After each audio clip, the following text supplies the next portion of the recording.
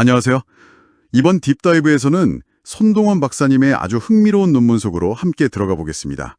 가난에서 품격으로, 에이브라임 링컨의 성장 배경과 인격 리더십의 철학적 형성 과정인데요.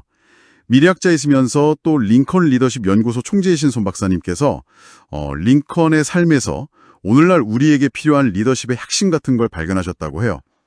요즘 뭐랄까, 정보는 너무 많고 사회는 좀 분열된 것 같기도 하고 그렇잖아요. 이런 시기에 링컨 이야기가 당신에게 어떤 실마리를 줄 수 있을지 손 박사님이 분석하신 링컨의 인격 리더십을 만든 5가지 핵심 자질, 이걸 한번 파헤쳐보죠. 자, 첫 번째는 바로 태도의 품격입니다. 링컨이 켄터키 통나무집 출신이고 사실 뭐 가문대경 같은 건 없었잖아요. 그런데 환경보다도 이 삶을 대하는 태도, 이걸 굉장히 중시했다는 거죠. 네, 맞습니다. 손 박사님은 그냥 뭐 역경을 이겨냈다 이게 아니고요. 링컨이 그 가난이라는 걸 오히려 단련의 기회로 삼는 그런 태도, 여기에 주목하신 거죠.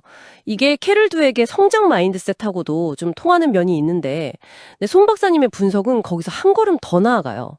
그러니까 그 태도가 나중에 정치적 반대자까지도 이렇게 포용하는 링컨 특유의 리더십 스타일 있잖아요. 그걸로 어떻게 이어졌는지 아주 구체적으로 연결을 시키시더라고요. 실제로 요즘 리더십 연구 봐도 예를 들어 2024년 WEF 보고서 같은 걸 보면 이런 태도 중심 리더십이 조직의 적응력을 한 23% 정도 높인다고 하고요. 정말 손 박사님 말씀처럼 인격은 환경이 아닌 태도에서 비롯된다는 그런 통찰을 딱 보여주는 것 같습니다. 아, 환경을 탓하는 게 아니라 그 태도 자체가 결국 스스로 길을 만드는 힘이 됐군요. 그게 바로 두 번째 요소하고 연결되는 거겠죠. 자기주도적 지성. 사실 정규 교육은 거의 못 받았는데도 말이죠. 맞습니다. 아버지는 사실 교육에 좀 무관심하셨다고 하잖아요. 근데 링컨은 혼자서 셰익스피어, 성경, 또 법률 서적 이런 걸 막 파고들면서 스스로 지적인 세계를 만든 거죠. 여기서 손 박사님의 해석이 좀 독창적인데요.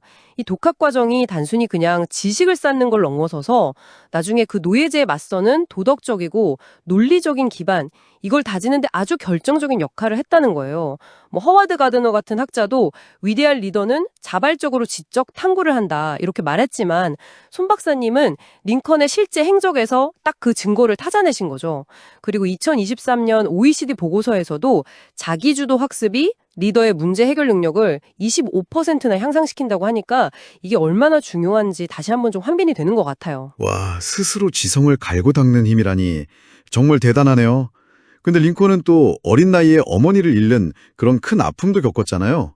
이게 세 번째 요소, 상실의 공감과 관련이 있을 것 같은데요. 네, 손 박사님은 바로 이 상실의 경험이 링컨 리더십의 또 다른 어떤 핵심 동력이라고 분석하십니다.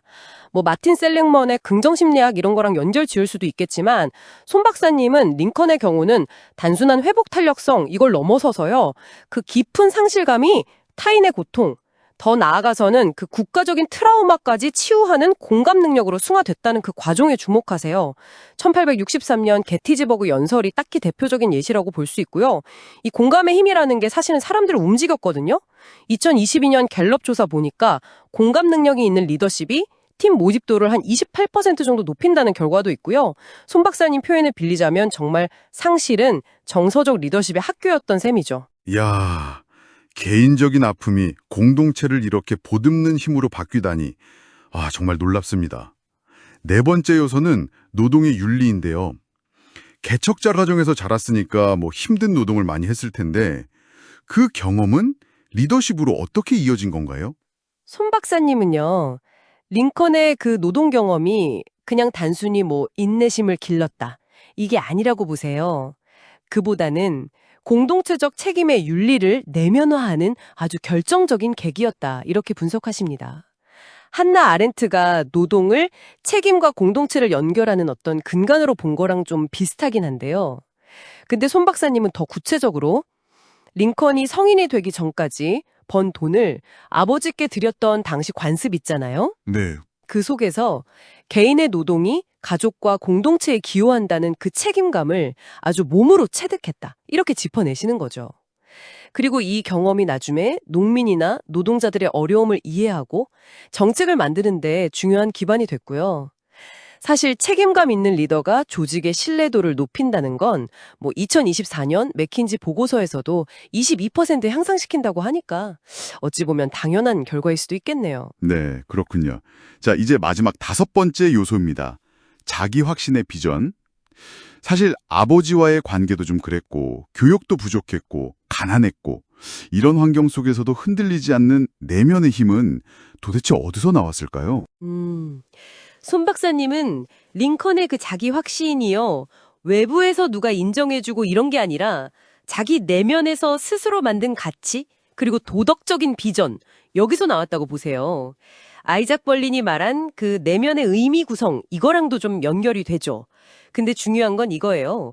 손 박사님은 링컨이 자신의 한계를 아주 명확하게 알고 있었고, 그걸 수용했기 때문에 오히려 더 단단한 자기 비전을 세울 수 있었다, 이렇게 해석하신다는 점이죠. 예를 들어 1858년에 더글러스하고 논쟁에서 졌잖아요. 그래도 자기의 신념을 굽히지 않았고 결국 대통령까지 됐죠. 이런 자기 확신이 리더의 의사결정 성공률하고도 바로 연결된다고 하고요. 2023년 포브스 조사에서 24% 향상시킨다고 하네요. 그래서 요약하자면요. 손동원 박사님의 연구는 링컨의 이 5가지 인격 요소, 그러니까 태도, 지성, 공감, 윤리, 비전, 이게 그냥 뭐 추상적인 좋은 말이 아니라는 거예요. 현대 리더십 연구나 여러 데이터로도 뒷받침되는 아주 강력한 리더십의 동력이었다는 걸 보여줍니다. 그리고 이 자질들이 서로 막 영향을 주면서 신뢰, 협력, 혁신 같은 실제 조직 성과 향상으로 이어진다는 거죠. 결국에는 인격이 리더십의 핵심이다.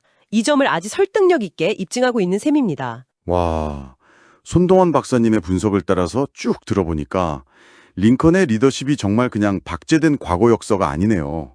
오늘날 이 복잡한 시대를 살아가는 당신에게도 여전히 뭔가 생각할 거리를 던져주는 그런 유효한 통찰을 주는 것 같습니다. 특히 그 어려움, 역경을 품격과 공감으로 바꿔낸 그의 여정은 참 많은 생각을 하게 만드네요. 국가적인 분열까지 극복하는데 이 내면의 자질들이 아주 결정적이었다는 점을 생각해보면 이런 질문을 한번 던져볼 수 있을 것 같아요. 손 박사님이 밝혀낸 링컨의 이 5가지 자질 중에서 지금 당신이 겪고 있는 여러 가지 형태의 분열, 뭐 그게 사회적인 걸 수도 있고 개인적인 걸 수도 있고요. 그런 분열을 헤쳐나가는데 가장 중요하다고 생각하는 것은 무엇인가요? 한 번쯤 이렇게 곱씹어 볼 만한 질문인 것 같습니다.